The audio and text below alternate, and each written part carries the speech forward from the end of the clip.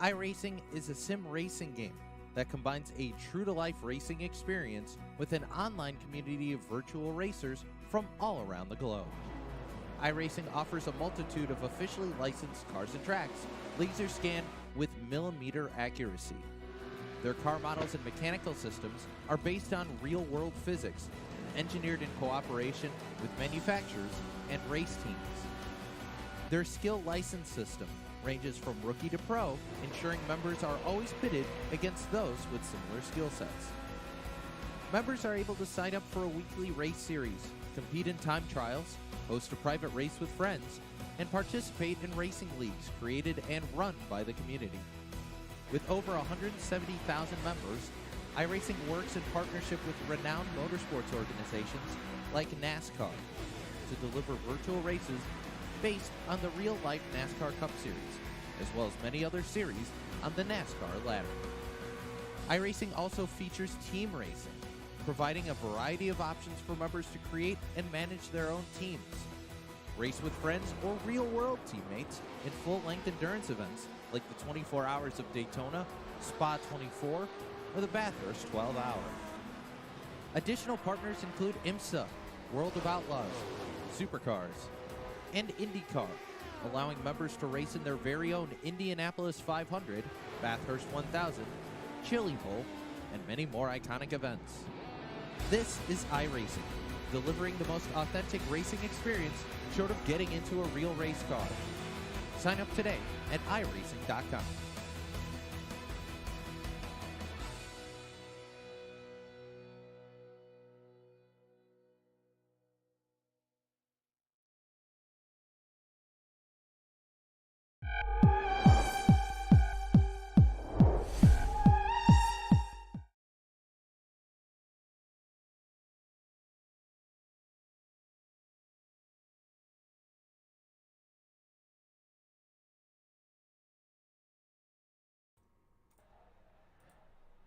Good afternoon, race fans, and welcome to race number 17 of the American Sim Racing Club here at the Charlotte ROVAL. But more importantly, it is race number 1 of the 4-race playoffs. Tonight, we will see the top 5 in each of the divisions duke it on out and see who can come away with the points lead in their respective division. Tonight, we got a good one here, especially because I'm joined with some fellow racers up in the booth. I got Tanner Tallarico and Tim Rogers in the booth. What's up, boys? What's up, Brett? Ready to turn left and right and call some crazy road course action? Same here. I'm ready to go here at the Charlotte ROVAL. Hopefully we get some good racing and an exciting finish here at Charlotte Motor Speedway. That hopefully will be the case here tonight.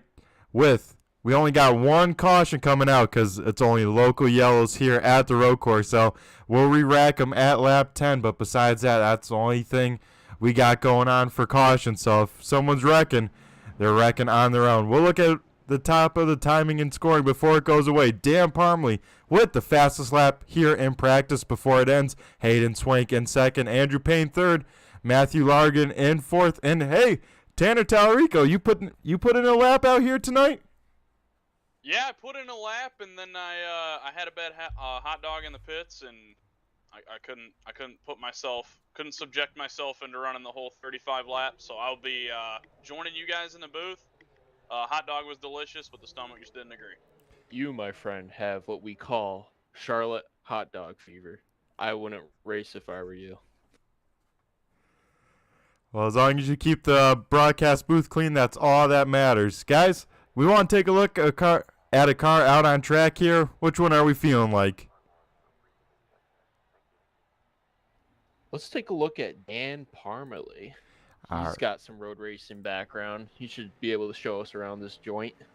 We'll look at the 710 machine of Dan the Man Parmley. We already got Debbie Parmley in the chat cheering on Dan the Man fan club here. And Debbie. And like you said, Tim, Dan does have some road course experience, so he might be the car to beat tonight if he can just hit all his marks and put on a solid performance here as we see the 710 machine getting up to speed, hitting his chicanes. And guys, a little bit different of a paint scheme here tonight for him, probably for the playoffs, trying to rep some new colors and a new paint scheme. Yeah, not only is Dan, like what we like to say, road course ringer, but he's already won an ASRC on the road course. I believe last season he won at Road America in pretty dominating fashion. So, and not only that, he's also the points leader for his division in the red division. He's got I believe it's a 12-point lead over his teammate Eric. So 12 points. It seems like it's a pretty big gap, but realistically, these last 4 races, anything can happen. So I'll be curious to see if Dan can maintain that lead through the night tonight and all the way to the championship race. Yeah, that is true, Tanner. And he was the regular season champion for everyone and the red division. So that probably gives the 710 crew a little bit more confidence coming into these playoffs, knowing, hey, I got it done for 16 races before. Why can't we do it for another 4 more races? Yeah, just looking at the standings as they run right now, that was the red division points heading into race number 1. As I said, Dan Parmalee is your point leader with 600 points even. His teammate Eric Papanow just behind him with 588, and then Kyle Munson, Dave Payton, and Austin Nielsen will round out your top 5 for the red division. Jeff O'Quinn is your blue division point leader with 454 points. Actually, a really good point battle for the blue division. Nathan Henry hot on his heels right now with 451 points, and then John DeMeester a little bit further behind Nathan with 430, and then Justin Callahan and John Cena round out the top 5. Yeah, Tanner, and we might need to double check with our race director, because I'm not sure if those were just the regular season point totals at the end or if that's the reset amount. I'm not sure if it resets to even or not. We might have to check with the race director at some point. It very well could. I actually have no idea what I'm talking about. Exactly. As we got Carson in the chat. What's up, Carson? Glad you could join on and join us here in the YouTube chat lands. We'll take a look at the time and scoring on the left of our screen. Of course, we got to reload it for qualifying here. And it looks like Dan the Man Parmalee at the top of the boards by a whole second, guys. I just want to ask Carson a question. Who is Carson's pick tonight? Ooh, that's going to be a good one. He just asked us, who do you think we think will have the most speed tonight? So I asked him first. Yeah, Carson, you got to let us know your pick, and then we'll give us ours, as qualifying is about 4/10 of the way done here. So still a lot of time for other drivers to get some laps in.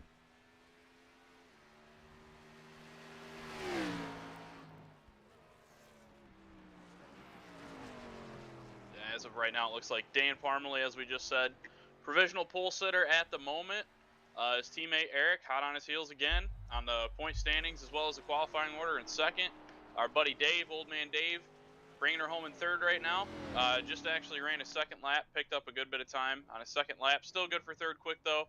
And Lee Campbell, as of right now, our only blue division driver to log a lap time, is holding down the fort in fourth.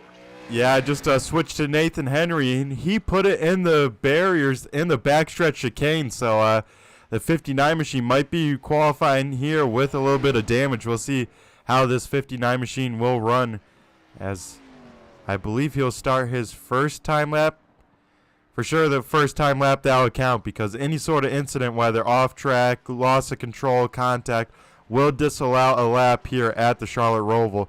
Just under 2.5 miles, so you got a lot of corners you got to be perfect at. I think there's 17 in total here tonight.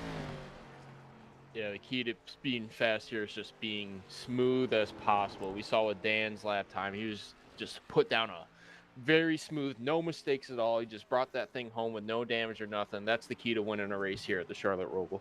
Yep, on road course races, slow is fast. As much as that seems backwards, slow is fast. And guys, we got Carson's pick, and he picked the easy choice. He's going with Dan Parmalee in that 710 machine. Good pick, good pick. You know what? I'm going to go with our good friend, our resident senior citizen, David Payton. I think he's got something for these guys tonight. He's a clean racer, and he's smooth as hell on these tracks. I'm going with David Payton. Darn it, Tim. That was going to be my pick. Well, we'll change it on up. We'll go with a new paint scheme for another driver as well. He's rocking the Hooters scheme. I'm going with the 52 of Austin Nielsen. Tanner, you got a pick in mind? You know, it's his first time, I think, running the Sportsman Xfinity Series with us in quite a while. And I believe this is his first ever time running a road course. And he's second on the boards right now. Basically a second behind Dan. I'm going to go with Hayden Swink. All righty, Nathan Henry puts in his lap, and he's the best of the blue division so far in 6th place. So Nathan Henry, even though he had a little bit of an incident, he's out there putting a good time and going to be leading the blue division of the cars that taking a lap. Now we got the 86 machine of John Sinu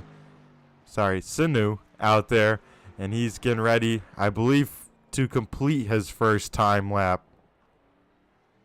And obviously, qualifying format here is a little bit different on the road courses compared to the ovals that we're used to. This is a 10-minute qualifying session that we do on the road courses, just given the length of these tracks and, you know, how much time the outlap and everything uses. Oh! Didn't mean to cut you off there, Tanner, but he went around. Yeah, Johnson knew problems in qualifying. Pretty heavy right side contact there, so that might put an end to the 86 machine's qualifying run there. Hate to see it. And it looks like the track is pretty empty, folks. So we have 8 drivers of the 15 that showed up here that put in a qualifying time. I don't know what the call would be to not take a qualifying lap. I guess maybe a little bit better pit box, being further back. Not sure the strategy there.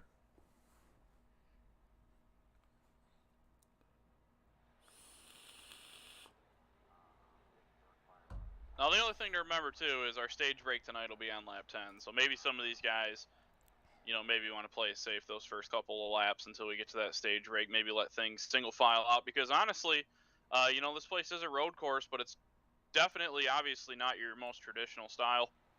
Not a whole lot of runaway room when stuff happens, and it's pretty hard to escape. You know, even just a single car spin can turn into something pretty serious and pretty big pretty quick. So maybe those guys are electing to start in the back just in case something like happens right on the start. They can keep their cars clean as long as possible and driving better, but that's what I would do. Now, speaking about keeping their cars clean, Carson asks, how many turn 1 dive bombs do we see tonight? Hopefully a lot, because I feel like it would make the racing really exciting. It would. Hope it's Dive Bomb City. Yeah. Hopefully we see some man, heartburn. Didn't mean to cut you off, but it's the start of the playoffs. I want to see some action. I want to see some hard racing. I want to see these guys cutthroat. I want to see them making bold moves. I mean, we got a championship on the line here, guys. Yeah. I mean, what are we doing here, guys? We got a championship.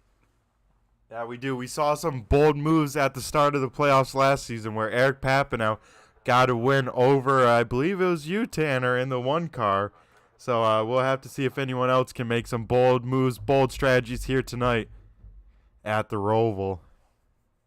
That's what it takes. You got to be able, you know, push that extra 2 or 3 feet into the corner. Hopefully that, you know, you don't make any contact with the guy you're racing, but you definitely got to be pushing the envelope every single lap. And of all the road courses that we go to, you know, this is the one, you know, that presents, you know, the most potential chaos by far. So, like I said, you don't ever want to see anybody get wrecked, but I can definitely see the potential for this being, you know, one of our more exciting road course races this season for sure. Alrighty, and that looks like it will do it for qualifying here. Dan Parmley picks up the Quick Time Award here. We'll be starting on pole, and we'll run through tonight's starting order once we get cars on the grid here. So Dan Parmley in the 710 machine for PPEM will start on the pole, starting to his outside. Hayden Swank in the 35 machine. Row number 2 will be made up of Eric Papineau in the 43 with Austin Nielsen in the 52 starting to his outside. Rounding out the top 5, we'll go to Dave Payton in the 38 machine. Nathan Henry in the process of building a new sim rig, so a lot of exciting things going on over there in the old Nathan Henry Racing Camp. I'll be rolling off 6th. Lee Campbell will be rolling off 7th in that 27 car. Not going to miss that one on track. Bright green and bright yellow. Brian Wildison, not pictured on your screen yet, will be rolling off 8th. Matthew Largan, one of the newcomers here to ASRC, will be rolling off 9th. I'm not in the race, but I'm scheduled to roll off 10th. Neither is Andrew Bean, scheduled to roll off in 11th. But Kyle Munson will be. He is in the race. He'll be starting 12th, followed by Jeff O'Quinn, Justin Callahan, John Sanu, and John DeMeester will round out your field. Eric Lake, not in the server, but assuming that he joins, he will be your 17th starter and be starting shotgun. Alrighty, that is tonight's starting order as we wait for the rest of the field to get over to the grid, and we can get this race rolling here. Got some good-looking hot rods in the field tonight. That there is, Tanner. And we got the Porsche Road Course pace car out here tonight, so hopefully that thing will keep the pace nice and high for these drivers, get that tire temp where they need it to. I want to drive that thing. Yeah, I feel like I could actually not run into anything if I was in that car. Yeah, who do we got in the pace car tonight? Is it Nick Fleury again? I hope It has to be. I always love seeing Nick out there in the pace car. He can wheel a car, but I tell you what, even in the pace car, it's hard to pass that thing. He makes that car wide no matter what he's in. As I think we had some drivers not hit the grid, folks. I think we have a couple of drivers starting from pit road. Yeah, and like we said, competition caution coming at lap 10, so it's not the end of the day if you don't start up on the grid with everybody else. Again, that is a tactic. A lot of guys tend to do that sometimes when we go to these road courses. You just want to stay away from the pack and away from any potential chaos that might unfold right off the drop of the green flag. And sometimes it's nice to just kind of start in the back and not put any pressure on yourself, honestly, as well. I know that's something that I've done in the past. You just elect to start in the back and you can only go forward from there. So that could be a good reason why some of these guys are electing to start from the pits.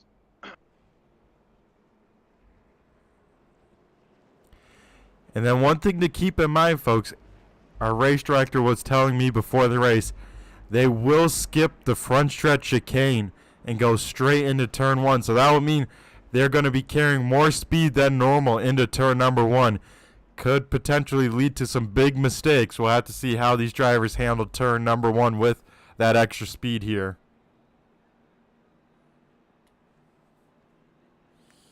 Yeah, the other thing that you'll see on your screen is when they come into the restart zone, they will be clipping the blue cones. That is okay. There will be no penalty for that tonight. So you may see some cones go flying here on the restarts. But, again, that's okay. They will reset as soon as the field passes by. iRacing will automatically reset them back to their original position, and we will be good to go.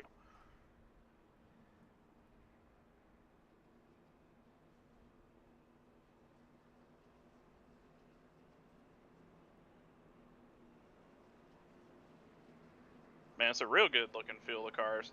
Exactly. I'm enamored with a white 38 machine out there right now. We don't see a white scheme too often for Dave Payne, and he's out there with it, so I'm digging it. I'll be up here on the hill for tonight's race, calling the cars going through the backstretch chicane. We got a little crosswind here coming from the southwest. I think we're going to see some really ill-handling cars going through this backstretch chicane. Now, Tim, where are you at? Are you on the big screen? Are you in that grandstands we just passed, or are you on top of that building? I'm on top of that building, man.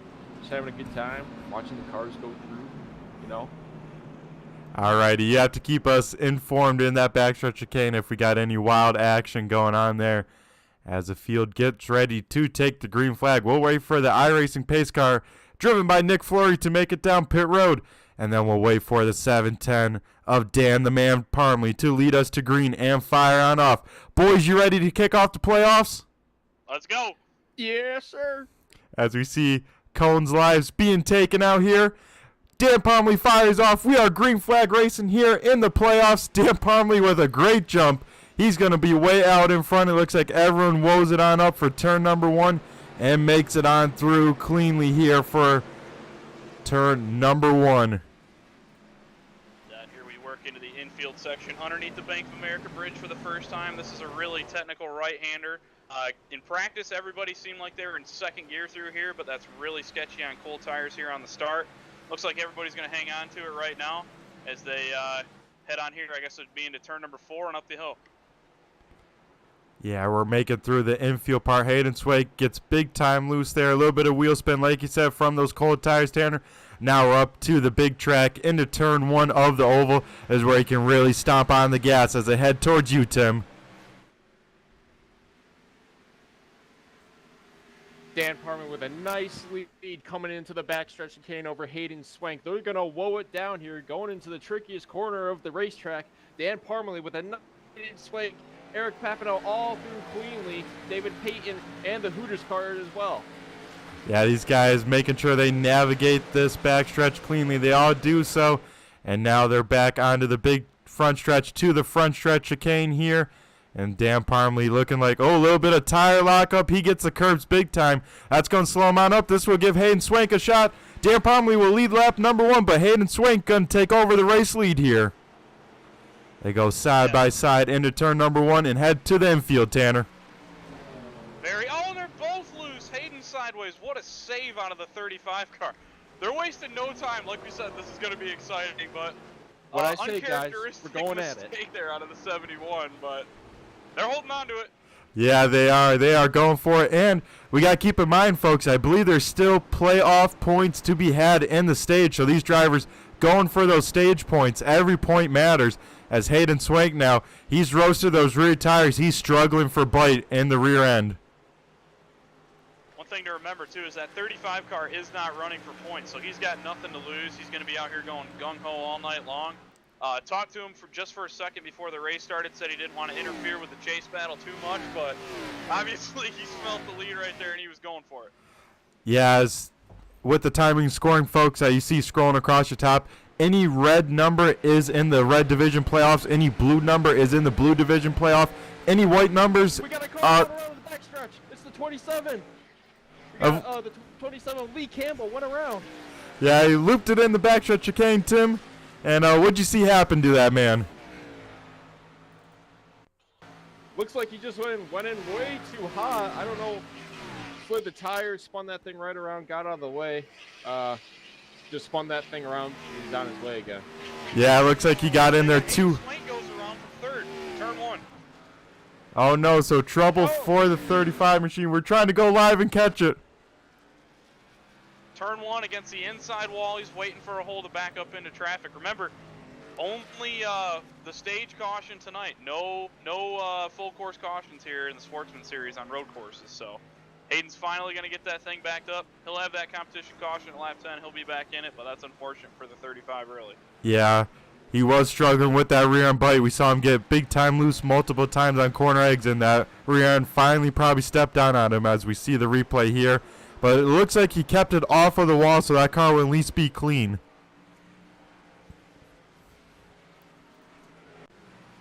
Meanwhile, back up front, Dan Parmalee works his way through the backstretch chicane, wasting no time, starting to extend that lead a little bit over teammate Eric Papineau in the 43. As we just saw Hayden Swank falling back to the back. Austin Nielsen, that'll move him up to 3rd place here, and our old buddy Dave Payton will be jumping up to 4th. Nate Henry looks like he's going to inherit a top 5 position here to come right across the line. Yep, and Nate Henry is leading the blue division as they run and in the bonus point. So if he can finish in 5th here, he'll get a bonus point here on lap number 10. So that's what he needs to do to keep the points lead, as Dan Parmalee just ran the fastest lap of the race out of anyone on track with a 1:23.25. He is absolutely moving out there in the lead. Oh, Dave Payton with a moment coming on to turn number 2. Almost gets into the wall there with the right side of the car. Looks like he kept it off the concrete, but there's definitely some sparks.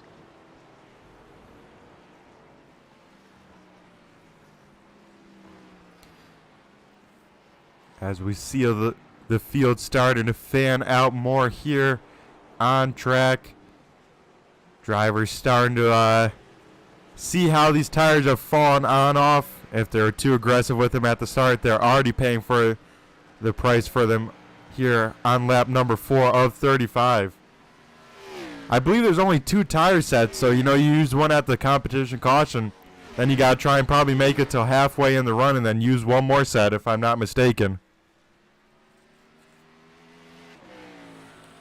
I believe you're more than likely right, Brett. I'm not 100% sure on what a fuel run is here on the ROVAL. I don't have a whole lot of experience running the ROVAL, but I don't think you'd be able to really stretch it and go the whole distance. I could be wrong, but And I certainly hope he could. I feel like that would make the racing really interesting with a lot of strategy. Guys, but we got a car going around. It was John Cena in the backstretch chicane.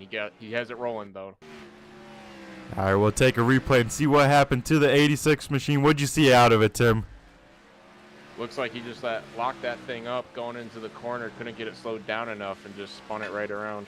Yeah, looks like maybe too much rear brake bias in it, and yeah, under the heavy braking zone even before the corner. That thing stepped out from underneath him.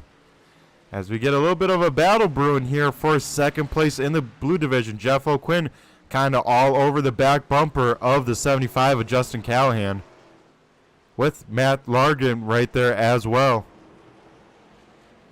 yeah, you could almost throw a blanket over these guys. It's so hard to put the power down. You see it right there out of O'Quinn. He comes out of the corner and just lights the rear tires up.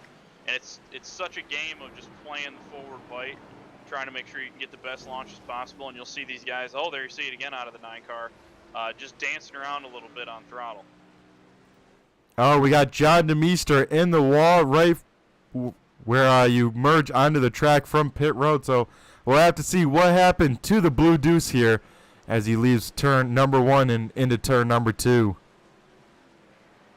Oh, looks like really odd looking there. Almost looks like he had a tire going down. yeah, that thing just took off straight into the wall and pretty hefty right side contact to the 2 machine. So that crew will be working extra hard on the pit stop with probably a little bit of damage repair.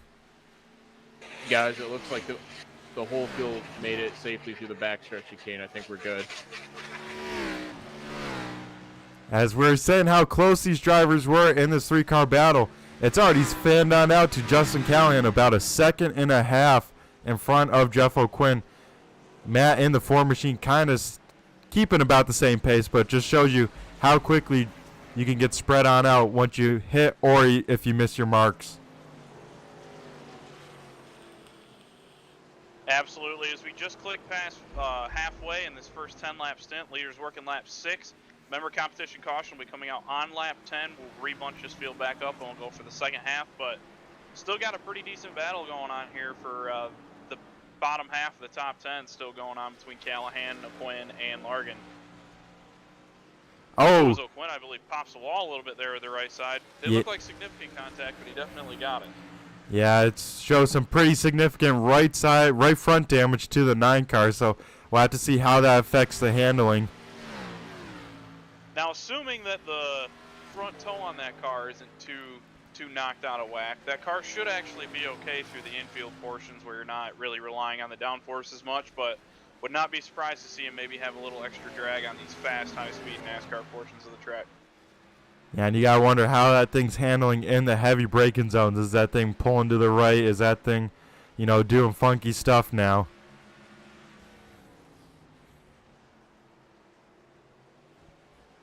Be doing all right so far. Got right there through the final chicane pretty well as he kicks off lap number 7. Still a decent battle going on. Oh, we see Callahan get really loose off of turn number 1. Holds on to it though. Yeah, that'll open up the door for Jeff O'Quinn if he can make a move, if he can string together a couple good corners. Of Jeff O'Quinn kind of goes a little wide there. He's smelling blood a little bit.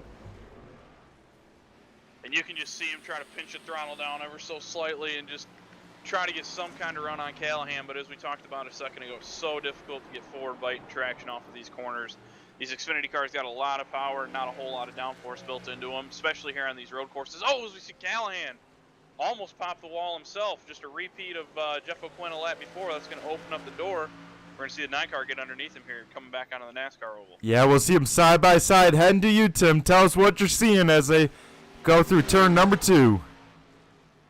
Oh, yeah, we got a side-by-side battle going into the backstretch chicane. It looks like the 9 of Bill Elliott has the move, the crossover. He's got him. Callahan has the run. Maybe, no. Back to you guys. As they head into the front stretch chicane, Justin Callahan trying to find the gap, has to back out of it. He was going to go side-by-side into this chicane as well. As we'll see the 75 try and make a move. He goes to the inside. Oh, man, almost contact. This is some great racing we're seeing right here. Here comes Largan. He's going to have a run on Callahan as well as it going to 1. Going to think better of it, though. Going to back out a little bit early. Maybe try to set him up right here off the corner. I think some issues with the 86 machine. He had to call the tow truck, so we'll get a replay and see what happened to John Sanu. He lost it in turn number 2, it looks like, and I think looks halfway decent. Didn't really kill the car, didn't hit anything, so. Oh, he got it stuck on the turtles. That's a rough iRacing moment right there, and I believe that beached his car, and he had to get the tow truck to get unstuck. We got a car going around in the backstretch chicane. It's the Hooters car. He gets it rolling though. Looks like he just came in way too hot. Yeah, that was our third place. Yeah, that was our third place driver, Austin Nielsen. We'll get the replay going and see what happened. But Tim, probably right there, saying he got in too hot. We'll check it out on the replay. And yeah, does a great save. Actually stays on track the whole time. Doesn't even bounce it over the curbs and stays in second. So that could have been a lot worse for the 52 car there. Battle for 10th, heating up again. Largan's still working over Callahan as they come off into the final chicane. Oh, Largan's going to be pitting. He's coming to pit road. I like the move, Tanner. You know, pit before the green flag or the competition caution, get some track position. So I'm liking the call. We'll see who will give up some stage points. I assume none of the playoff drivers will take that risk and will probably have to start mid-pack. But any of the drivers not in the playoffs, I say come on down, get a pit stop, you know, start on the front row. Absolutely. See Largan pull into his pit box here. Stops a little bit short, has to pull back forward. Largan new to ASRC, but not a newcomer to sim racing itself. Been around the sim world for quite a long time. See the right sides go up on that number 4 car. We'll see if the left sides go up here in a second. There they go. They'll be off and away. And boys, we guys play the side trombone a little bit. John DeMeester goes a lap down, but he will be the lucky dog candidate when we get the yellow flag. You know, John ain't going to give up. He runs these things out to the end no matter what. That car could be, you know, running on one cylinder and have 2 tires on it, and he's still going to try to make it to the end. So. Exactly. He's won a couple modified divisions with the front end knocked off of that car. It looked like Nathan Henry got loose there in the backstretch chicane. You got it moving, though. Oh, it looks like Callahan locked it up. Back to you guys. Yeah, Justin Callahan now losing a couple positions outside of the top 10. We'll have to see maybe if he comes into pits this time and, you know, tries to minimize the damages. We don't see any other takers down pit road before the end of the stage caution. The question is, does maybe Dan Parmley do so and, you know, finish the stage in pit road? As we are on the white flag lap for stage number 1. Dan Parmley out in front by 7 seconds over Eric Papinow. Austin Nielsen still hangs on to 3rd. Dave Payne 4th and Nathan Henry in 5th. Meanwhile, John Sanu has rejoined the race. He is also 1 lap down, but he is behind John DeMeester by about 1 full NASCAR corner. So I don't believe John is going to be able to catch the other John for the lucky dog. So it looks like DeMeester might be getting it here right at the end of the stage. Yeah, both those guys in the Blue Division playoffs, so, you know, every lap, every spot counts. Meanwhile, back up front, here comes Parmley. He's going to cross the line now. There is our competition caution. So Dan Parmley is going to win the stage, pick up a couple extra points towards the championship, and we'll go ahead and see what kind of pit cycle we're going to get. Yeah, that caution came out very early, right when the 710 crossed the line. Didn't even wait till anyone else got close to the line. So these drivers racing on back and then hopefully catching this pace car. Looks like they'll have to do another lap before getting the pace car. So we will be under caution here a little bit. But boys, it's been action-packed. Can't wait to see what this restart has to offer. Absolutely. Now remember, the guy we're going to want to keep our eye on is Largan in the 4 car because he pit early. So essentially what should happen is all those guys that stayed out there at the end of that stage, you know, they're going to come down pit road, and Largan should inherit the lead here, assuming that he stays out. I would have to imagine that's probably the pit strategy he's on, but we're going to find out here in just a moment.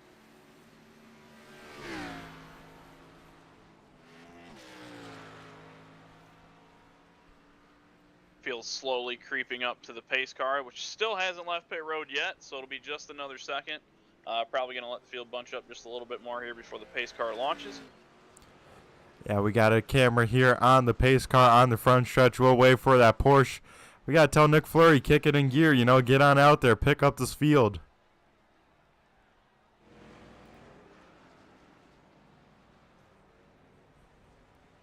comes Parmalee across the line. As we see, finally There it kicks it in gear, and we are catching the pace car here. Yeah, guys, we still got some cars rolling through the backstretch chicane here. Just some stragglers, but they're catching up. Sounds like they're moving, Tim. Yeah, they're trying to catch the field. As Carson had some comments here, not the Blue Deuce going a lap down, and then he also said, didn't know Bill Ellie races in ASRC, and yeah, we got some living legends out here on track. Sadly, none of the Wood brothers or Jimmy Johnson could make it out here tonight. Yeah, regulars here in ASRC. Odd not to see their faces competing tonight.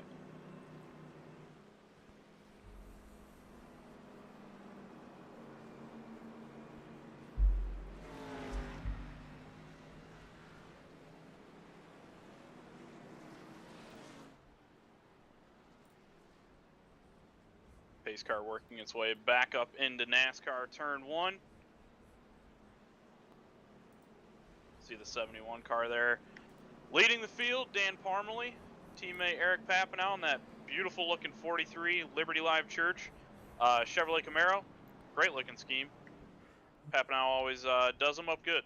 That's for sure. That is the case. And you know, boys, I got a soft spot for a 71 scheme out there in the front of the field, let me tell you what. Why is that, Brett?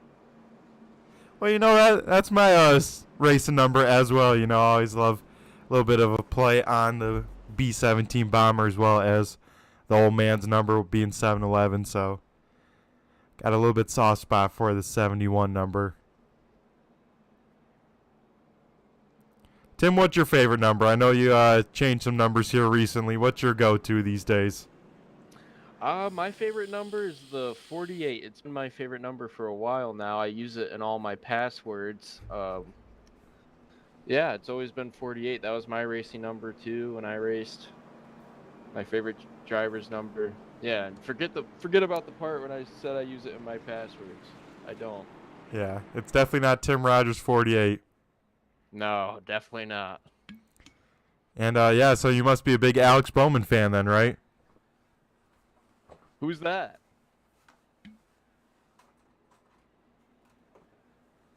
As we see drivers making their way down to pit road, being led by Dan Parmalee, and we got the whole field coming.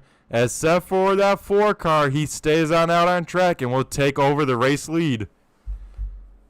We'll keep an eye on the pit lane cam here and see who wins the race off of pit road. Tanner, I know you got a special number in heart. What is it, and why do you choose it? My own personal number is the 1. I was always a big fan of Steve Park. My favorite colors have always been yellow and red, and back when he had that Pennzoil paint scheme, it always stuck out to me on the racetrack when I was younger. So seeing that car, seeing that number, that always stuck for me. Another number that's really close to me is 42. That was my dad's number. So we see Dave Payton going the completely wrong way leaving pit road. Somebody better check the old man's meds, but I think he's going to be okay as we're leaving pit road here. No harm, no foul. There. Yeah, he forgot where he was on track, I assume. You know, had to come down pit road, and that just caused all sorts of confusion from the 38 driver. I don't know if we can do it or not, Brett, but I think that's replay worthy of the 38 machine, possibly even in slow motion from multiple angles. All right, we got the replay here as, yeah, trying to go out the wrong way. Guys, we have a spin on the backstretch chicane. It's John DeMeester. He just lost it going in. Oh, you hate to see it under yellow flag. The Blue Deuce getting his lap back. We'll have to check out the replay here and see what happened to the 2 car now. Did he just get tires? I'm not on that side of the racetrack. That's got. I told you. Old Johnny boy, he's going to push it right to the limit. Doesn't matter if it's under green or under yellow. He's getting all he can get out of that Blue Deuce. That cannot be good for the tires, guys. Am I right? Yeah, those are old tires as he cuts the front chicane as we go back live to him. Yeah, those are some... He don't care. He's getting this lap back one way or another, and he is absolutely moving out here, guys. He's still got a pit, I think. He's got places to be, all right? He's got to come down pit road. He's still got to get 4 new boots. Some Sunoco racing fuel. And then that car will be good. And maybe a little bit of damage repair. That crew might be beating on that fender a little bit. Strain that on out. It's Miller time in the pits, and he wants to get there as soon as possible.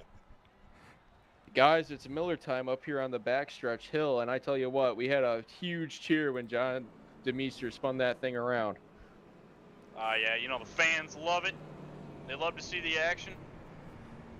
And yeah, guys, I think he has the most shirts sold this season. I tell you what, he is the fan favorite out there on track. A ton of blue shirts out there in the sea of blue, I like to call. You hear of a lot of these guys, you know, after the races happen to Jeff Gordon at Talladega, a couple other places, getting beer bombed after the races. John DeMeester's car actually has cannons attached and shoots full cans of Miller Lite into the grandstands as he goes by. So he is the complete opposite of a beer bomb. He is the beer bomber himself. So fans always go crazy when they see that 2-car go by, hoping they can catch a cold Miller in their hand. As it looks like this time he'll bring it down pit road and get those new boots on that 2-car, as well as getting that damage repair and filled up with the Sunoco race fuel. The lights are out on the pace car, guys. We got a long pace lap, but next time by, we'll be going green flag racing.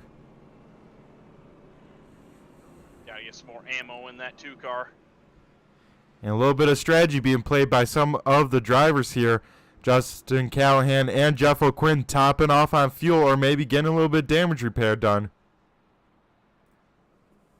Now this will be really interesting. We know how fast Parmalee is. Obviously, he's hooked up on these road courses, but not having control of the race can totally change the outcome. You know, you can be one of the fastest guys in the field, but if something happens and you lose some track position, and the leader can get away, you know, it's hard to sometimes make up time on these road courses. So Yeah, if Dan can somehow stay with Matthew, I think he's going to be okay. But if he loses a spot to his teammate or maybe Nielsen, could be a game changer. I hate to interrupt, guys, but we had a little commotion on the backstretch. It looked like John Sanu wanted to take the backstretch chicane, and he slowed up for it, but he still went straight. I don't know what that was about, guys.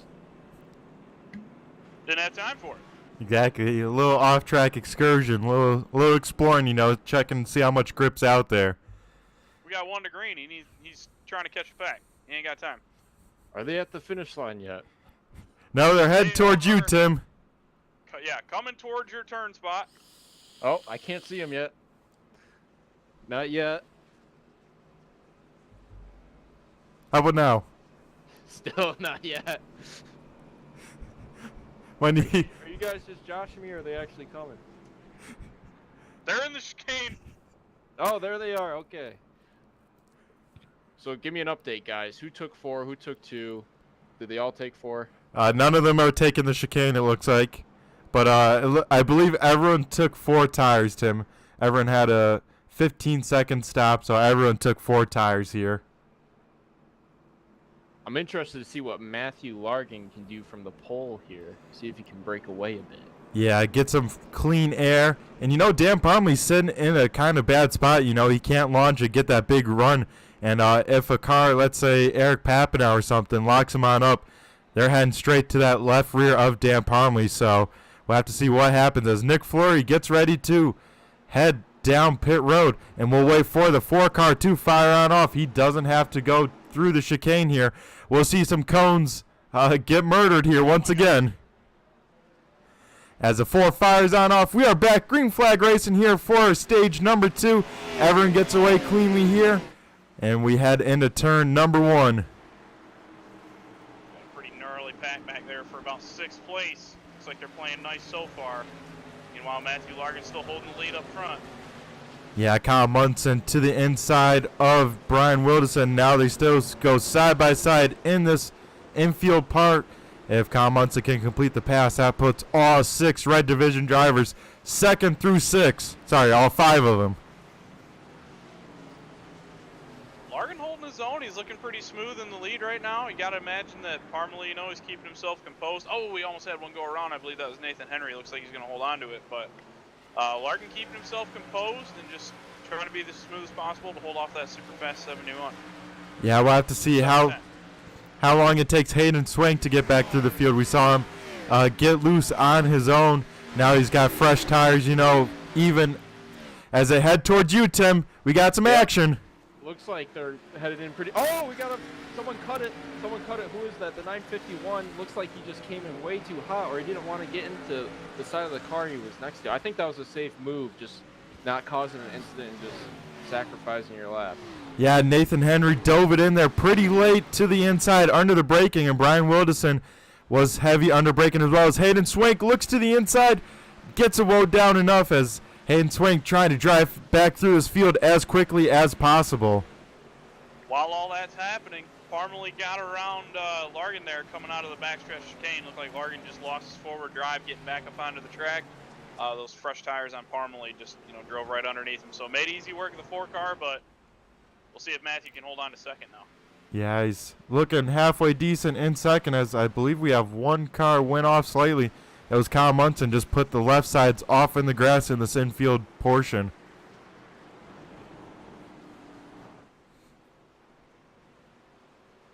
And Tim, we got a question for you in the booth as Kyle Munson big time sideways. He's going to be hurting for those rear tires here in a few laps. Carson had to ask him, are you okay? I don't know, man. I was pretty shaken up by that last incident, but I'm doing fine now. As they're entering the backstretch chicane again, Parmalee with a nice lead over Largan. Papanow in third. The 50, is that the 52? And oh, we got another car running through. It's the 59 and Nathan Henry. Looks like he just overshot it.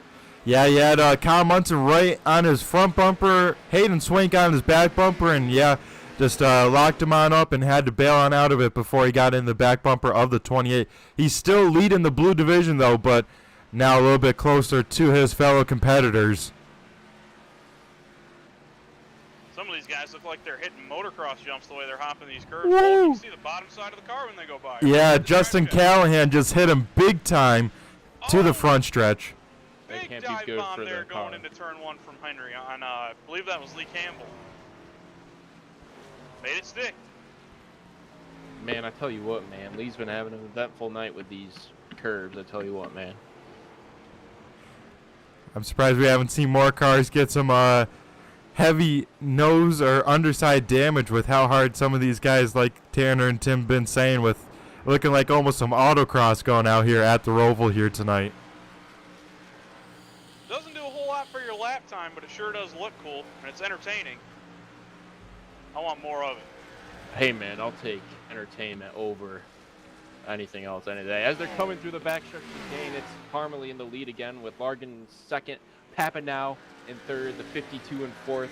Off to a nice little breakaway there. Got more cars coming as Munson hopped the curve there. Ooh, Campbell a little loose coming into the chicane there as Henry and the 951 are battling coming out. Battle for second. Looks like Munson's going to go ahead and let Hayden Swank go by up in NASCAR 3 and 4 as they work their way into the final chicane to the front stretch. Move that 35 car back up to 6th place. Yeah, he's looking to get back in the top 5 in a hurry here. And that thing looking a lot better than run number 1.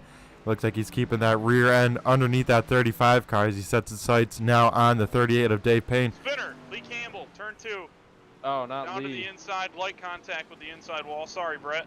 And then we also had a second spinner, Austin Nielsen from 4th place. He looped it in the infield portion. We'll check out what happened to the 52 first. It looks like John DeMeester now had an incident. What the hell's going on?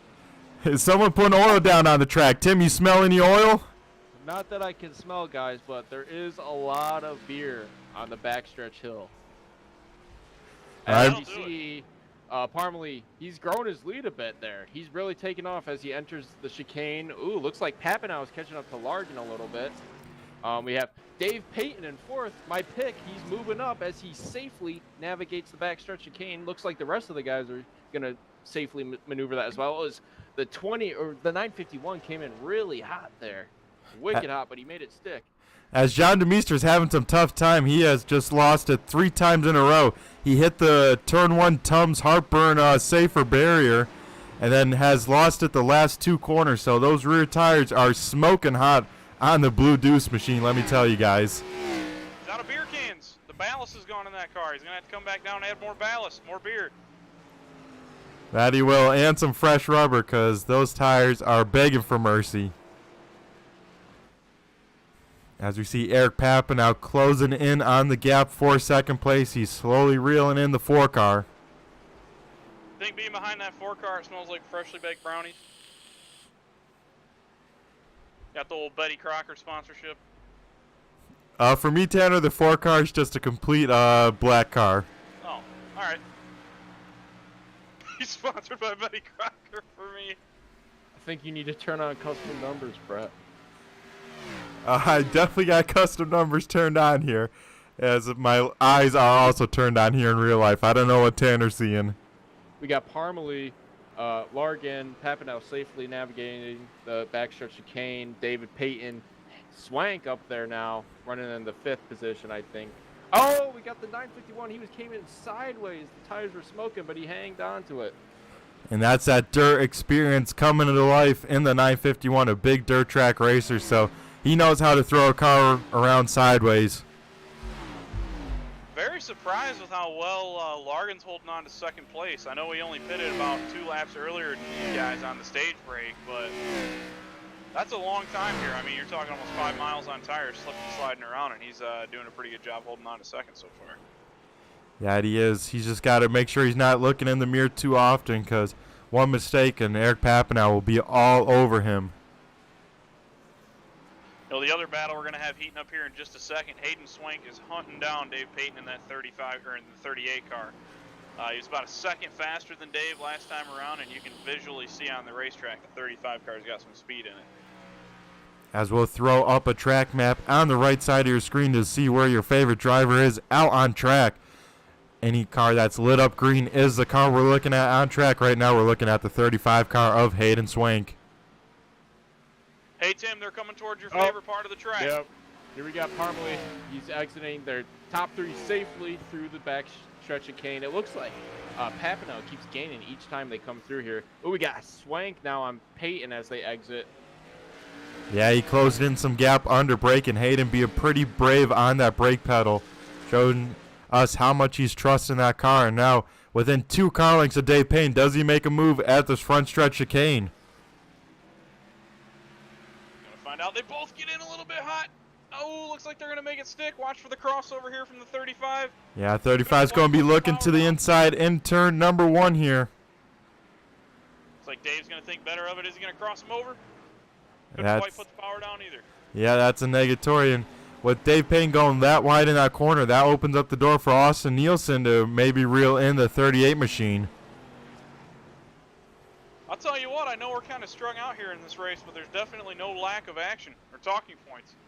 Yeah, there's a couple of nice packs forming with some intense racing throughout it. I heard someone get into the wall there. Was that maybe the 35 of Hayden Swank? I don't see any damage on the side of the 35 car. He did get close, though. Oh, maybe it was a 75 of Justin Callahan. He's getting that thing rolling in the grass, though.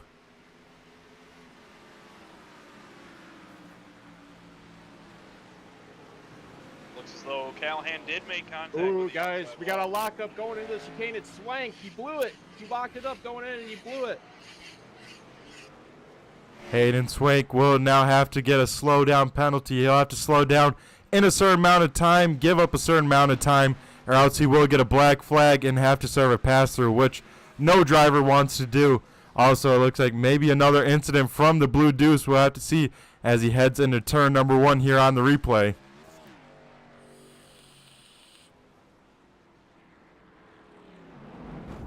Oh, got the heartburn turn again. It looks like he has lost his hood as well, so that 2 machine's going to have some nice airflow to the motor now, as I think he's running without a hood out there on track. Yeah, she's running fine. Dave Payton almost off into the grass. It's going to open up the door for Nielsen here going up the hill. Yeah, Austin Nielsen looks to the right side of the 38 machine. They go side by side in the interior part. No driver giving on up. This battle, though, if these 2 keep on battling, will open up the door for Kyle Munson, now closing the gap rapidly behind. What a battle. Oh, we got a left. We got Demeester. Oh, he almost lost it in front of Parmalee in the backstretch chicane. Yeah, the race leader. Tim, they were coming side by side to you. Now they single file on out. Tell us what you're seeing. We got a 3-car battle here. Peyton, Hooters, and Munson. Oh, Peyton just bunny hopped the turtles. He lands it. He keeps it going. That has to be bad for the car, guys. Yeah, it looks like maybe he got a penalty there. Had to roll on up, and that would have to make him give up a ton of positions here and lose all those spots. As yeah, he hit the turtles big time. That car cannot be okay. He was 3 feet off the ground. Here comes Henry. Now he's under attack from the 59 car. That 38 car will have to put that behind him and really trying to hit his mark, see what he can do to make up some ground with those spots that he lost.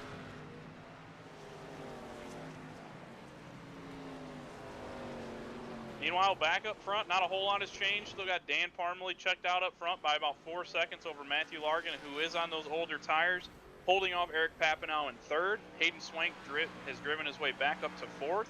And that's where we see the battle kick off between Austin Nielsen as well as Munson. Wildison, as I believe Nielsen almost just got the wall there coming through the little short chute onto the NASCAR Turn 1. Wildison running 7th, Peyton 8th, Nathan Henry 9th, Jeff O'Flynn will round out your top 10, then Lee Campbell, Justin Callahan, John DeMeester, and John Sanu will round out the field. Looks like everyone's safely coming into the backstretch chicane here. No real battles, no real problems coming in. Looks like everyone is safely going through, and it looks like Henry's going to wrap up that gaggle of cars right there. Oh, we got one more car coming through. Let's see if he can make it. Nice entrance, and we're going to see a nice exit by the 9 Coors Light car here.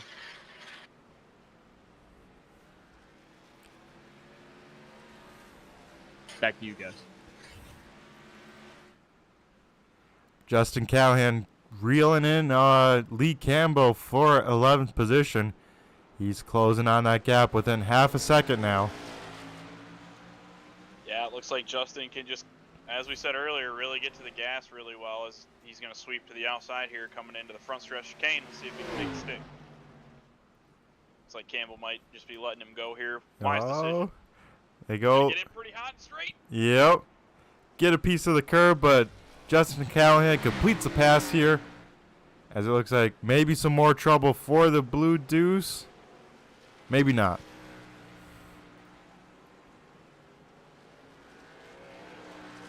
I'll tell you what, guys, I don't think Parmalee has messed up that backstretch chicane at all. Same with Papanow and Largan. They've been pros going through that thing. Got Swank coming in through. Nielsen. Oh, Nielsen gets loose. He hits the wall entering the chicane. He's going to have to cut it. Yeah, he's going to have to. Multiple. The 951 blows it. We got tire smoke everywhere. Yeah, all these drivers will probably have to slow on down, and now open up the door now for Dave Payne to try and catch him as well.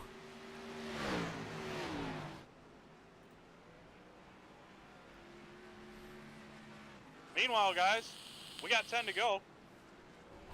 We're getting right down to the end already. Yeah, this race is flying on by, folks.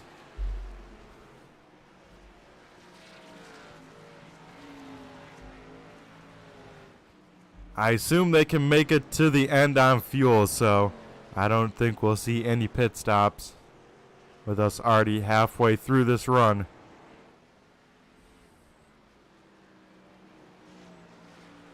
Oh, Papanow in the wall, getting back on a turn. Oh, we got it pretty good. Yeah, he's got some pretty good right side damage, probably pushing that 43 car, trying to catch the 4 and just pushed it too much. We'll have to see if that affects the handling here as he heads towards you, Tim.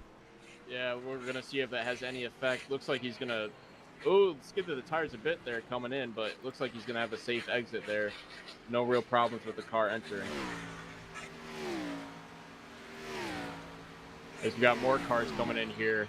Munson, is that Wildison, Nielsen, Peyton, and Henry. All these guys have been near each other all race, been putting on a good show. As Dave Payne really wide there, he's going to have to wait to get on the throttle. 38 car going the wrong way in a hurry. You got to wonder if he was, when he did the old bunny hop there, if he didn't damage that car in some way, shape, or form.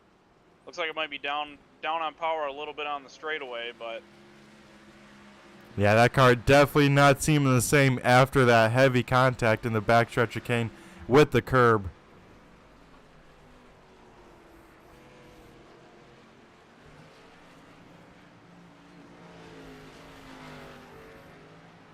Did it get real cloudy, guys, or is that just me? Nope, there is cloud cover over the speedway here, so that will cool off the track temperature ever so slightly.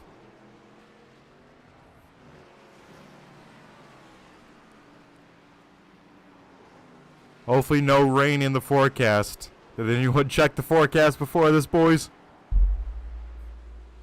Man, but we might see rain tires if we do see rain. As everyone safely navigates the backstretch chicane, the top 4 exiting the Swank in 4th place. Nice entrance, and he's going to have a nice exit. A little loose, spinning the tires a bit. We got Munson, Wilderson, Nielsen. Where's Peyton? I don't see him anymore. Henry. Here they are. Nice. These guys have been putting on a good show all race. Yeah, Austin Nielsen and Brian Wilderson, one of the closest battles on track here. All these guys within a second of each other. Hayden Swank putting out some good lap times again. He was looks like a little over a second faster than Eric Papanow just ahead of him. We saw Papanow getting the wall pretty hard. Gotta wonder if that might be hurting that car on the straightaway just a little bit. Yeah, Hayden Swank last time by, second quickest on the speed charts besides our race leader Dan Parmley. So that 35 car coming to life, manages those tires a lot better this run. As Kyle Munson, a very slow lap last time. I think that handling must be going on the 28 car, and those two behind him are catching rapidly here. Parmalee continues to grow his lead as he exits the backstretch chicane over Largan, who's now just entering. You got Papanow, who's been running third despite that little incident with the wall. He's keeping it clean, running at third, but Swank is gaining ground on him as he exits the backstretch chicane. Here comes a gaggle, 3 of them towards you, Tim. Oh boy, it's Munson, Nielsen, and Wilderson. Just they're neck and neck as always, going through the backstretch chicane. We got Peyton and Henry as well exiting. We got hard, Sun, man. Sin, and Sen all right in a row. Yes, Brian Wilderson making a move here on Kyle Munson. They both lock up here, and that's going to open the door for Austin Nielsen now heading into turn number 1. What a race. These guys all laying it out there. Oh, man. That was close. Looks like Callahan overshot the backstretch chicane a little bit. He's going to lose his spot to Campbell as Sanu is entering. Nice entrance, and he's going to have a nice exit here. Kyle Munson needs to buy a lottery ticket right now. He just got as close to hitting the wall without hitting it as I've ever seen. My man was dead sideways, somehow kept it off the wall, and retained his position. What a battle we got going on right here. Yeah, that man is driving the wheels off that 28 car. That handling definitely going away in a hurry on that car, but Kyle Munson still wheeling that car. As Brian Wilderson has a little bit of a run here. They're coming towards you again, Tim. We'll see if they can navigate it. Looks like he backs off there. He's going to let Munson have it going into the chicane, but they're neck and neck. This is the battle to watch on the racetrack, folks. These guys are driving oh, we got Henry locked it up. He almost hit the outside wall or the inside wall, whatever. But he almost saved it, but costly time to his Peyton catches up. Yeah, and Dave Payne able to complete the pass before the front stretch chicane here. So move the 38 car back into 8th. Nathan Henry battling Dave Payne, but he knows he's got a bigger battle ahead of him as he's still the blue division leader. Kyle Munson thinks we're on dirt, guys. That car has been 45 degrees sideways. He's going to do it again. Oh, man. He is drifting that car. Does he know it's not a drift competition out here? We got a championship on the line, man. They gotta drive the absolute you-know-what out of these cars to gain those points. That they do, and that they are doing out there on track as Kyle Munson throwing that car around here on the infield section. Remember, if Austin Nielsen scores a top 5, everybody gets a free dip cup of ranch tomorrow morning at Hooters. Woo! Come on, Austin. We need you in the top 5, baby. We want ranch. We want Hooters. They're still neck and neck entering the backstretch chicane. I mean, these guys are going to be this close to each other throughout the whole race, as I think Henry is catching back up to Peyton as they go through the backstretch chicane. And don't look now, but here comes Swank on Papano for third. Yeah, he's closed in now within a second, so that 35 car closing on the gap. Austin Nielsen once again all over the back bumper of the 951, gets the curve big time there. I don't think they care anymore. I think they're just Bajan over the curbs, and if anything happens, happens. But these boys are just getting it right now. It's go time, man. It's go time. 5 to go. There they go again, sideways. If I'm Austin Nielsen, I'm letting these guys really burn off their rear tires in front of me, really take it easy and try and have something for the last 2 laps and see if I can make a move on them then. He's looking under Wilderson, thought better of it. I thought for a second there he was going to drive it to the right side of the 951 car. Thought better of it.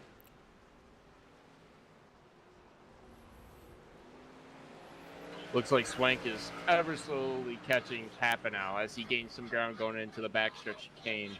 Are these guys coming up or what? This is what I want to see. These guys coming up right now. Here they go. Where are they? Austin Nielsen has a run, thinks better of it. Brian Wilderson, big time deep. Contact. They hang on to it. They all save it. Holy smokes. How did they do that, guys? I have no idea. Big damage to the front of the 951, though. That's definitely going to hurt that car, but opens up the door for Nielsen. Now he'll set his sights on Munson. Yeah, and that time by, we see open palm from the flagman. 5 laps to go. Munson Bajan over the curbs now. Like you said, Tanner, I don't think they care where those curbs are. They're going to hit them and Baja them all day long now. What a race. Yeah, what a way to start these playoffs, guys.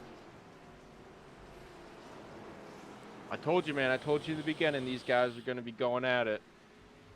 So we got Parmley's coming up on lap traffic here, going through the backstretch chicane of Sanu and Demeester. But his lead has grown a lot over Largan and Papanow. Yeah, almost 10 seconds over second place here is the lead. A little loose from Swank there going into the backstretch chicane, but he kept her going.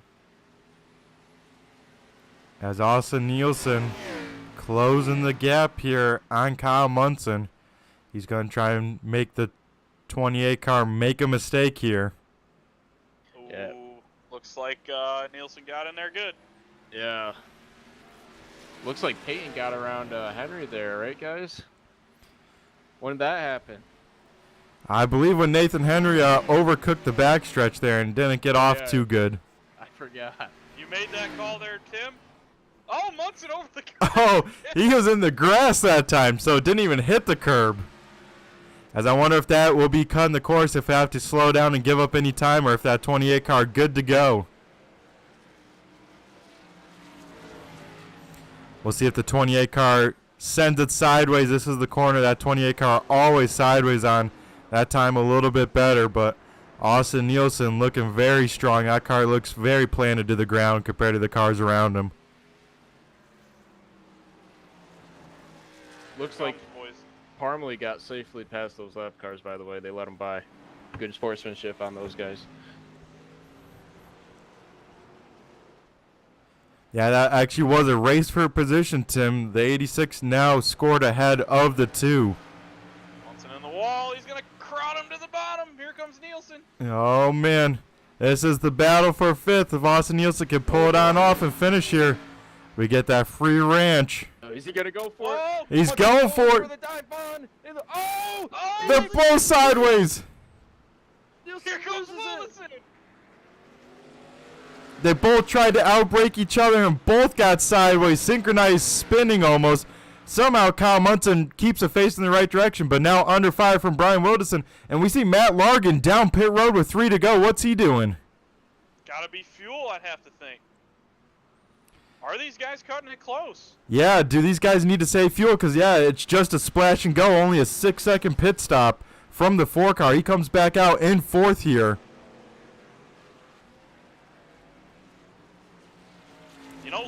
eventually pit, 2 laps before these guys, but everybody that's on the track right now, you got to include their pace laps as well. So we could be looking at a fuel mileage race here right at the end and not even know it. Yeah, that would put an extra spin on an already crazy race. I don't even know what's going on anymore. I can't keep up with it all. Here goes Wilderson to the inside of Munson. He's in the grass. Munson's about to bounce off the wall. And this time by for the 7:10 at the start-finish line, we see popsicle sticks up in the air. 2 laps to go.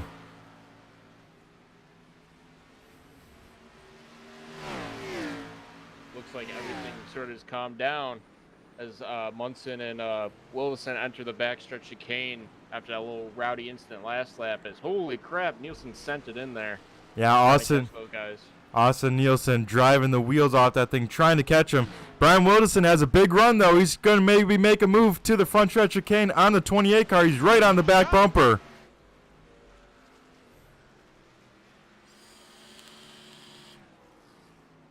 That's the first time I think I've seen the 28 car not Baja over the curb in about 5 laps. This is great.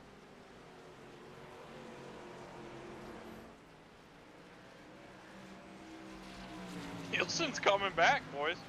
He is.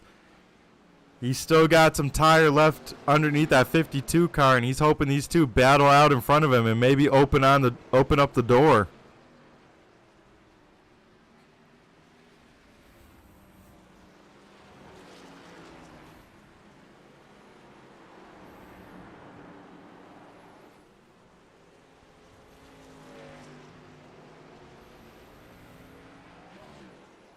Looks like Swank has gained some ground on Papanow there. I don't know if it's going to be enough for the end, but he's definitely caught up to him.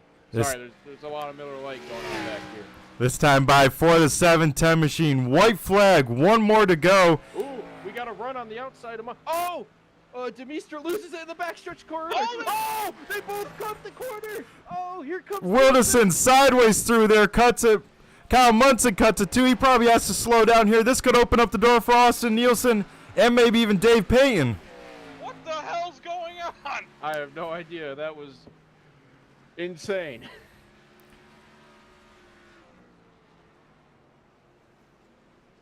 Meanwhile, Dan Parmalee On a Sunday drive. second lead. Hoping that he doesn't run out of gas, but he's got about a half a lap to go here. Just got to bring it back around. That he does. We'll see if Austin Nielsen can run down this 1.5 second gap to the 28 car. I'll tell you what, guys. I don't think I've seen Parmalee make one mistake. He's been laser focused and on rails the whole race.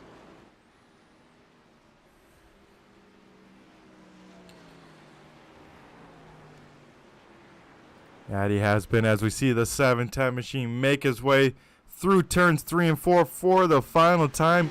We'll keep the camera on him as he approaches the checkered flag.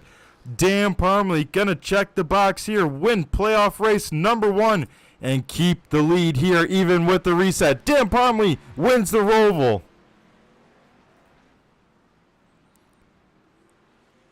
Looks like things have... Oh, sorry, Brett. But things have calmed down on the backstretch as Munson leads Nielsen in. Both safely enter the backstretch chicane. Wilderson, Payton, and Henry all safely exit the backstretch chicane. What a good battle by those guys. Big move out of Nielsen going into the final chicane. He's trying to send it. The 28 trying to take it away from him. Not going to be enough. So close. Austin Nielsen trying to drive the wheels off this thing. What a race. What a race. Holy cow. Guys, I'm sweating right now. That was insane. That was an intense race. Matthew Largan comes down pit road, gets a splash of fuel, still manages to finish 4th on that pit strategy. Amazing call there on the 4-car. Yeah, that is. It looks like John Sanu's going to win the modified division out here in the 86 car. Come on, Parmalee, burn it down on the backstretch for us fans. Oh, he just safely goes through the backstretch chicane again. Yeah, you're going to have to put your binoculars on because he's probably going to burn it down for the Dan the Man fans on the front stretch. We'll watch some burnouts Then we'll go to commercial, and we'll be back on the other side for some interviews. Also, Nathan Henry wins the blue division, so we'll be talking to him as well as the top 3. Stick around. Don't go anywhere. Don't change the channel.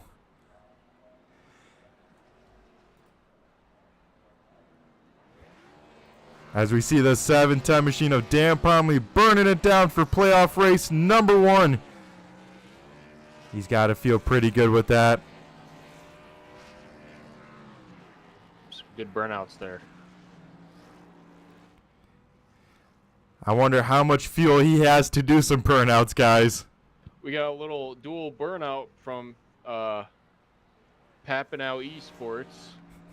They finished 1-2 tonight, and they're getting a little dual burnout for the fans here. Yeah, tell them go nose to nose and do a burnout on each other.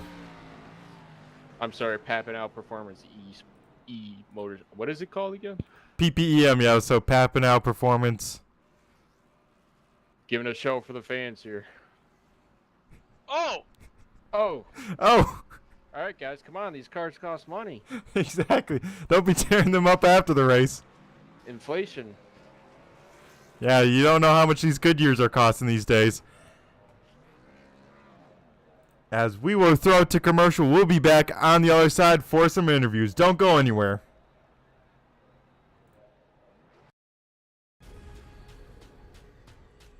The most realistic online racing sim ever made. This is iRacing. Detailed laser scan tracks, fully dynamic real world cars, and over 50 series to choose from. 6 online world championships offering over $400,000 in annual prizes. This is the original esport racing game. This is iRacing.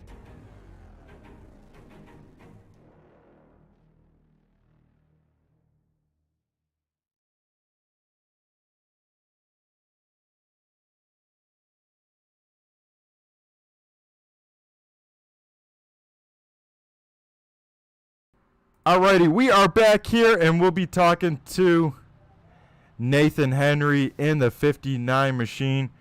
We'll get a word with him. Nathan, you got a copy? It's Brett the Jet, Tanner Tallarico, and Tim Rogers here in the booth. I got you, boys. Hey, Nate. Crazy race, dude. It looks like you're our Blue Division winner for tonight. We're watching you all night long. That was a wild one, to say the least. What did you have to do behind the wheel just to kind of navigate through the chaos and, come away with the Blue Division win tonight? I was just texting my boys back home that, it felt like I was spinning every time we went to the chicane. You're coming off the banking down the front stretch, and your brain's telling you to go around the tri-oval like a normal oval, and so it's just such a tricky track. Yeah, looking at your car right here, I mean, you've got a little bit of right side damage, but really, considering how crazy the race was, not too worse for wear. You did a phenomenal job. This is the first race of the playoffs, and obviously, this is going to give you some big momentum. What's your goals, for these last couple races as we close out the season? Well, if the regular season's anything to go by, I just got to beat Jeff, it looks like. I think he beat me by 3 points, so just trying to hold him off, basically. That's the goal. Good points week every week. Well, you're looking good out there, buddy. I know a new sim rig is going to be on the way pretty soon, so I'm sure that's exciting. Probably going to help out your on-track performance a little bit. I know it did for me. But before we let you go, I want to go ahead and turn the mic over to you, give you the opportunity to thank any family, friends, sponsors, or what have you before we let you go here. Yeah, just thanks to the boys back home for always tuning in when they can, and my dad, like I always say, it's fun to debrief these races with them. So, thanks, guys. Good run again, Nate. Alrighty, that was our Blue Division winner. Now we'll get our third place finisher in the booth here. That would be Hayden Swank in the 35 machine. Hayden, you got a copy? It's Brett the Jet, Tanner Tallarico, and Tim Rogers here in the booth. Hey, Brett. Funny to hear you on the other side of this tonight. Oh, yeah, it was a blast to call it, Nathan. You put on some racing action there. That first run looked very loose. Yeah, I was just way too aggressive that first run. Like, I saw the lead right in front of me, and I knew that was going to be my only chance to get Dan during this race, was to get him early. And unfortunately, just tried too hard and spun it out. Kind of put myself behind the 8 ball, but after the caution, I was able to reset, regroup a little bit, worked through some traffic, and came home third. Yeah, definitely a good run. All right, so I gotta ask, Hayden, you were my pick in the pre-race. I know that you don't run these Xfinity cars a ton. I think it's probably the first time you've ran the road course with us. So you were my pick in the pre-race, so I was pulling for you the whole time. But once you spun out and you fell back to the back, what did you do behind the wheel to just kind of like calm yourself down and work your way back up through the field? What did you have to do as a driver?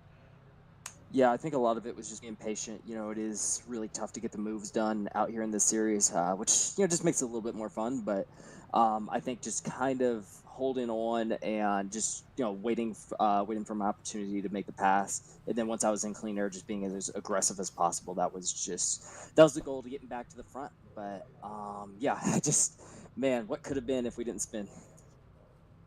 Well, you look good out there. I know you ran the super late model road course race a couple weeks ago, and you're looking pretty good in that as well. So, Hayden Swink, quite the road course racer. But before we let you go, I like to hand the mic over to you. If you got any family, friends, sponsors, boys back at the shop, that kind of thing that you want to thank, now's the time to do so. Go ahead and we'll hand the mic over to you.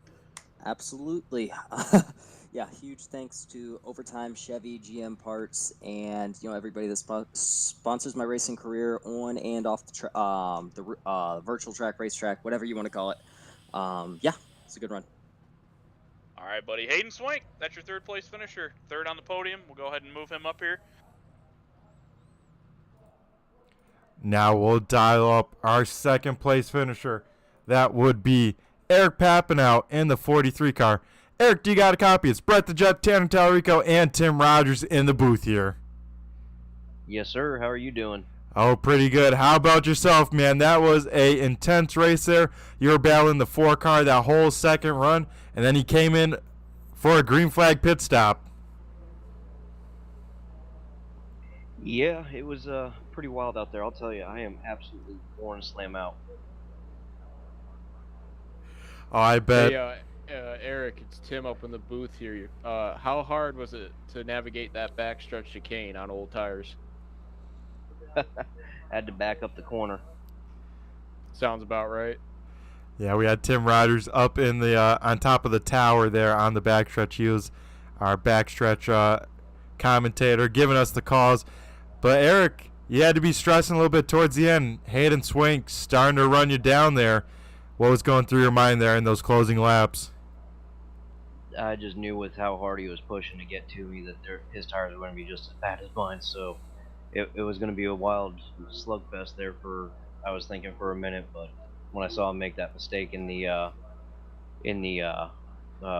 chicane, or on the front stretch here, and saw him make that mistake, it just made it a lot easier to know that gave me a little bit of a gap and I could calm down a little bit that last lap. Yeah, that was the case. So looking at big picture here, Eric, you finished second here tonight, but to the regular season champion of Dan Parmley. I know it would be a tall order to beat him at a road course. What's your game plan going into these next 3 races of the playoffs? As much as I want it, you know what? Even if Dan comes home with the championship, it's still for the team. So as much as I want it, as bad as I want it, I've said it for the past 2 seasons. I mean, I wouldn't want to lose to anybody else but my teammate right now. All right, Eric. Well, awesome stuff from the 43 car. Before we let you go, I'm going to go hand over the mic to you, and I'm sure there's got to be a lot of people you got to thank for this 43 car here tonight. Absolutely. It's been a while since I've been able to do this, but first off, got to thank God. Got to thank you guys up in the booth, LibertyLive.Church, Meineke Car Care, Tagaray Property Management. Got to thank my teammate Dan. He helped guide me along a little bit more and get me more used to these cars on the road courses. My wife, I mean, she allows me to be on here and be able to get the time to do this. Anybody else watching, thank you. Alrighty, awesome stuff. Well, best of luck to you, Eric, and I'm sure we'll be talking to you as these playoffs continue. You have a great rest of your night. You as well. I sure hope to be able to talk to you guys more. All righty. Have a good one, Eric. All righty. Now we'll talk to the man of the hour. We'll head down to Victory Lane and talk to Dan the Man Parmalee. Dan, you got a copy? It's Brett the Jet, Tanner Tallarico, and Tim Rogers here in the booth. Got you loud and clear, Brett. Good to be talking to you again. Oh, man, Dan, road course, and you're out in front parking in Victory Lane again. How was it? It looked like you're out there on a Sunday drive. Absolutely no mistakes from the 710 machine. Oh, it was great, although I felt like I had a little bit of a hiccup there in that opening lap. Didn't quite get through that last chicane the way I wanted, and then Hayden and I had to go side by side through the first couple left-handers and got a little bit tight, but once we got clear, it was nice and easy from there. Just tried to keep it clean out front and try to avoid any battles. Yeah, Dan, so Matt Largan does a little strategy called pits under green flag. He restarts from first position. What was going through your mind on our one and only restart here tonight, starting from the second position? And I knew I had good pace. I was just going to take my time. If he left the door open somewhere, I was going to take it. And I knew the whole race I was doing pretty well through that back straight chicane. So I just got a good run out of there, backed up the braking zone, and just got a good run out of there. And I think I was able to clear even before we got to the exit of turn 4 for that final chicane. Yeah, Dan, it looked like that car was on rails tonight. So you win the regular season points, you come in tonight, and you win the first race of the playoffs. That's got to be a little bit sigh of relief to, keep the points lead here for the Sportsman Series.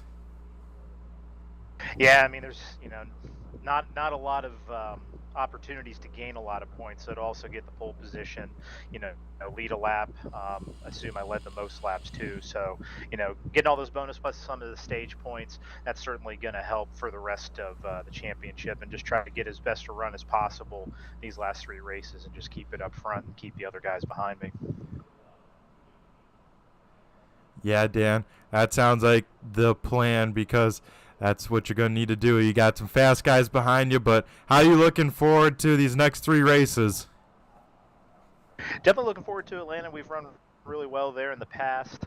Auto Club, I'm not a big fan of that track. It's too big. I like something a little more technical.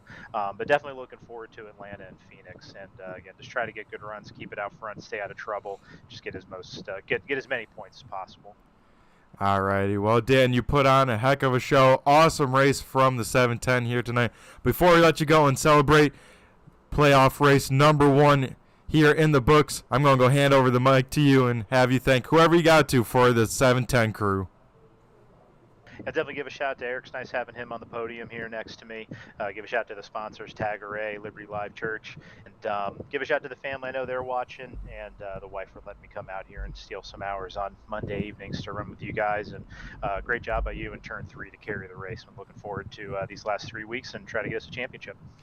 Alrighty, well, awesome stuff, Dan. Best of luck to you. I'm sure we'll be talking to you some more in the future. Have a good one and go celebrate it. We'll be back down in Victory Lane after we wrap up in the booth here. All right, we'll catch you later, Brett. Alrighty, folks, and that was our top finishers here tonight. Guys, what'd you think of it? I might have to crack open a cold one after that one. What do you guys say? I'm way ahead of you, Brett. That was an intense race. Same here.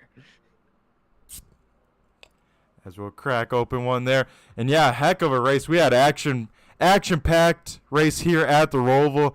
All sorts of action throughout the whole race, throughout the whole field. But Dan Parmalee, man, was he in a different zip code here tonight. Yeah, like I said before, just no mistakes by that team at all. He was just laser focused, keeping that thing on track, and the result shows he just took his time, patience, everything, brought that thing home in one piece. I think the race as a whole, to be honest, I think we all had the same mindset. This is a road course. Usually you get 3 or 4 laps into it and you kind of start running out of things to talk about. I don't think we ever stopped talking the whole 35 laps. We never ran out of something to talk about. So super exciting, super entertaining race, and it was fun to call. That it was. We'll run through tonight's finishing order here on our screen. Dan the Man Parmley for PPEM gets the job done. He wins playoff race number 1. Eric Papanow also for PPEM front row lockout. He finishes in 2nd. Hayden Swank in the 35 car finishes 3rd. Matthew Largan in the 4 finishes 4th. And Kyle Munson in the 28 rounds out the top 5. Austin Nielsen will come home 6th in the number 52 machine. A really up and down night for that car. Same thing can be said for Brian Wilderson coming home 7th. Our buddy old man Dave Payton will come home 8th. Nathan Henry finishes 9th, and Jeff O'Quinn rounds out the top 10 in 10th. We got Lee Campbell in 11th, Justin Callahan in 12th, John Sanu in 13th, and rounding up the field is John Demeester in 16th. And that is tonight's finishing grid that made it out there on track. We got to thank all the live viewers out here tonight. Thanks for tuning on in. It was a heck of a race, heck of a broadcast. Got to give a shout out to all the people making it absolutely popping in the YouTube chat lands, Debbie and Carson, tuning on in, watching with us. Got to thank all the competitors out there throwing on a show, being here for the playoffs. Heck of a job by everyone. Of course, everyone here at ASRC to make things happen. And, of course, got to give a big shout-out to my co-commentators tonight. It was a blast. Yeah. I had a good time, guys. Our pleasure, Brett. Anytime, if we don't get kicked out. True. Yeah, we'll have to have the producer run by this and see what he thinks. But I think that'll do it for us. So from the Turn 3 Racing Network, I have been Brett the Jet, joined here with Tanner Tallarico and Tim Rogers. Thanks again for everyone tuning on in, spending your Monday night with us. We'll be back same time, same place for race number 2 of the playoffs next week. Everyone have a great week. Be sure to tune in to some racing action on Turn 3 Racing Network, broadcasting 6 nights a week. Everyone have a great one, and we'll see you all next week. This has been Brett the Jet, just flew by you.